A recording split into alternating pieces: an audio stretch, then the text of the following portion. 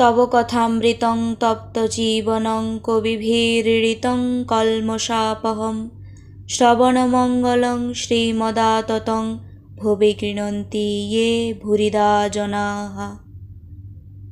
তোমার কথামৃত তাপদগ্ধ জনগণের জীবন স্বরূপ, মুনিগণ কর্তৃক কীর্তিত, পাপসমূহের বিনাশক, শ্রবণ মাত্রই মঙ্গলপ্রদ ও সকল সম্পদের আকর।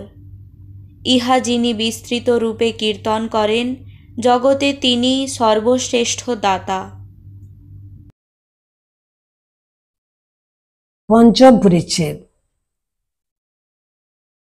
সংসারা নবঘরে জগন্নাধারা স্বরূপ নমস্তুতে রামকৃষ্ণায় তস্मै শ্রী গুরবে নমঃ।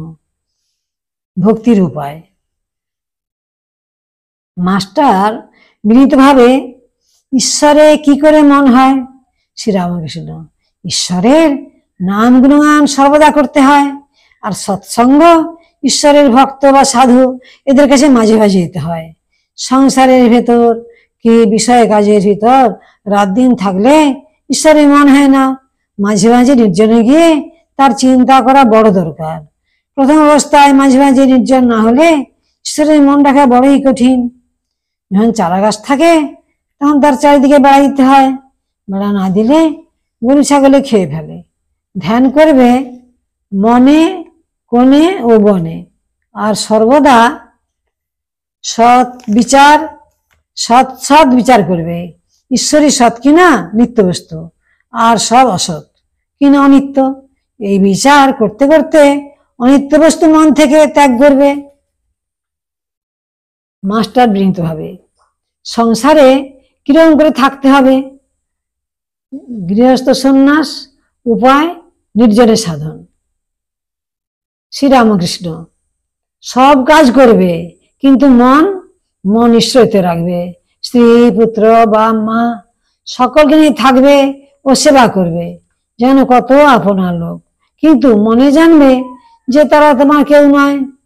বড় মানুষের বাড়ির দাসী সব কাজ করছে, কিন্তু দেশে নিজের বাড়ির দিকে মন পড়ে আছে। আবার সে গরিবের ছেলেদের আপনার ছেলের মতো মানুষ করে, বলে আমার রাম আমার হরি, কিন্তু মনে বেশ জানে এরা আমার কেউ নয়। কচ্ছপ জলে চড়ে বেড়ায়, কিন্তু তার মন কোথায় পড়ে আছে জানো? আড়ায় পড়ে আছে, যেখানে তার ডিমগুলি আছে। সংসারে সব কর্ম করবে, কিন্তু ঈশ্বরে মন ফেলে রাখবে। ঈশ্বরে ভক্তি লাভ না করে সংসার করতে যাও, তাহলে আরো জড়িয়ে পড়বে। বিপদ, শোক, তাপ এইসবে অধৈর্য হয়ে যাবে, আর যত বিষয় চিন্তা করবে ততই আসক্তি বাড়বে। তেল হাতে মেখে তবে কারো ভাঙতে হয়, তা না হলে হাতে আঠা জড়িয়ে যায়। ঈশ্বরে ভক্তিরূপ তেল লাভ করে তবে সংসারের কাজে হাত দিতে হয়। কিন্তু এই ভক্তি লাভ করতে হলে নির্জন হওয়া চাই। মাখন তুলতে গেলে নির্জনে দই পাততে হয়। দইকে নাড়ানাড়ি করলে দই বসে না।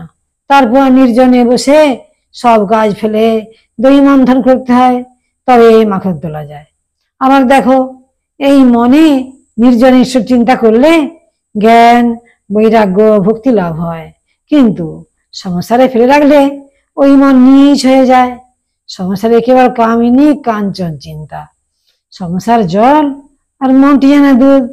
যদি জলে ফেলে রাখো তাহলে দুধে জলে মিশে এক হয়ে যায়। খাঁটি দুধ খুঁজে পাওয়া যায় না। দুধকে দই পেতে মাখন তুলে যদি জলে রাখা যায় তাহলে ভাসে। তাই নির্জনে সাধনা দ্বারা আগে জ্ঞান ভক্তিরূপ মাখন লাভ করবে। সেই মাখন সংসার জলে ফেলে রাখলেও মিশবে না, ভেসে থাকবে। সঙ্গে সঙ্গে বিচার করা খুব দরকার। কামিনী কাঞ্চন অনিত্য, ঈশ্বরই একমাত্র সত্য বস্তু। টাকায় কি হয়? ভাত হয়, ডাল হয়, কাপড় হয়, থাকবার জায়গা হয়, এই পর্যন্ত। ভগবান লাভ হয় না।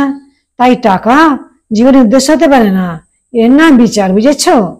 মাস্টার: আজ্ঞে হ্যাঁ। প্রবোধচন্দ্রোদয় নাটক আমি সম্প্রতি পড়েছি, তাতে আছে বস্তু বিচার। শ্রীরামকৃষ্ণ: হ্যাঁ, বস্তু বিচার। এই দেখো, টাকাতেই বাকি আছে, আর সুন্দর দেহেই বাকি আছে? বিচার করো, সুন্দরীর দেহেতেও কেবল হাড়, মাংস, চর্বি, মলমূত্র এইসব আছে।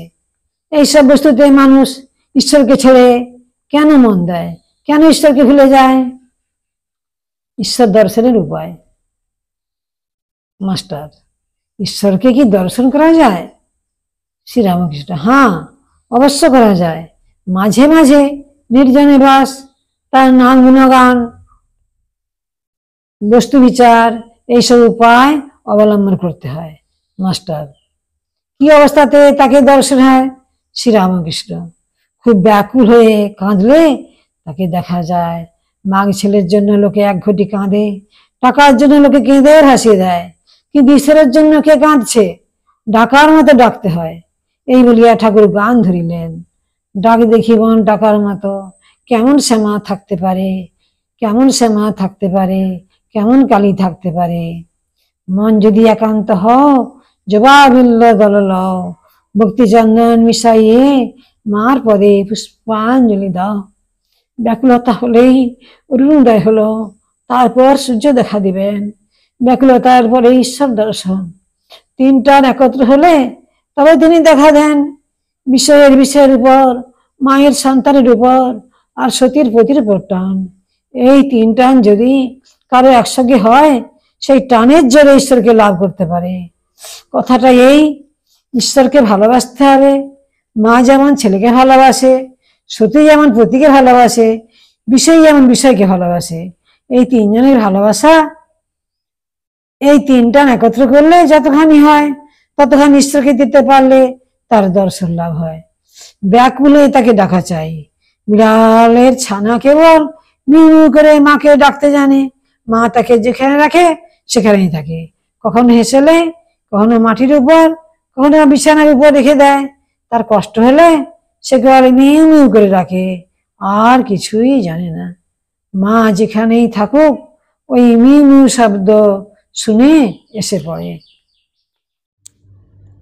ওম নিরঞ্জনং নিত্যম অনন্তরূপং ভক্তানুকম্পা ধৃতবিগ্রহং বৈ ঈশাবতারং পরমেশমিড্ডং তং রামকৃষ্ণং শিরসা নমামহ। নিরঞ্জন নিত্য অনন্তরূপ ধারণকারী ভক্তের প্রতি কৃপা পরবশ হয়ে যিনি মানবদেহ ধারণ করেছিলেন, সেই পূজনীয় পরমেশ্বর ঈশ্বরের অবতার শ্রীরামকৃষ্ণকে আমরা অবনত মস্তকে প্রণাম করি।